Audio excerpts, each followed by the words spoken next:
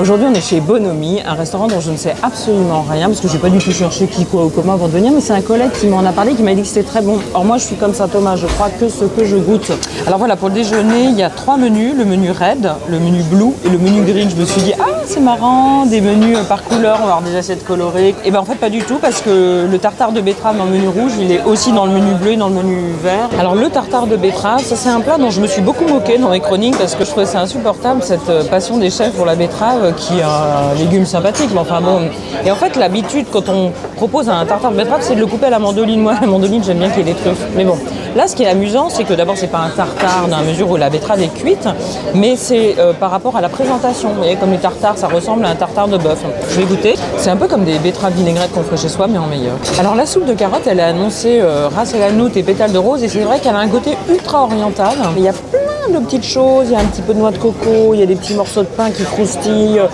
Et c'est à la limite pas la première bouchée qu'on est étonné. Plus on mange, plus on découvre toutes ces petites choses qui sont cachées à l'intérieur. Et donc ça, c'est vraiment un plat qui me plaît beaucoup. Je voudrais quand même faire une remarque sur le pain parce qu'il est délicieux. Il a une croûte très épaisse, croustillante, bien cuite. Et la mie est dense, un peu acide. Donc vraiment, il est très bon. Je vais poser la question, parce que moi, le pain, il est fait ici? C'est mi-cuit ici. Quand je voyais la fumée là qui sortait, il est très bon. Ah ok, merci. L'œuf parfait, il est accompagné d'une purée de pommes de terre fumées et de petites chanterelles. Oula. Ah oui, ça passe pas inaperçu le goût du fumé. C'est marrant parce que plus qu'un goût de fumée, c'est un goût d'un peu de cramé. Il faut aimer ce goût très prononcé de fumée limite brûlée. Enfin, il y a vraiment ce côté un peu cramé, mais qui est vraiment volontaire. C'est étonnant. Alors moi, à mon goût, le risotto il est un tout petit peu trop cuit. Moi, je l'aime bien quand il est un peu plus al dente, mais je suis une puriste du risotto parce que je l'ai découvert en Italie. Là où on le fait, il est presque croquant, mais j'aime pas trop critiquer quand il y a un vrai chef derrière, parce que là, je peux vous dire qu'avec tous les plats là qui viennent se succéder, il y a un vrai chef en cuisine. En dessert, j'ai commandé la mousse au chocolat. On imagine la mousse au chocolat qui sort du frigo et qui arrive sur la table, et bah pas du tout. C'est une mousse au chocolat qui est au siphon et qui est en fait chaude. Grande qualité de chocolat. Ultra profond, ultra soutenu. Là, je goûte la glace. C'est une glace au café.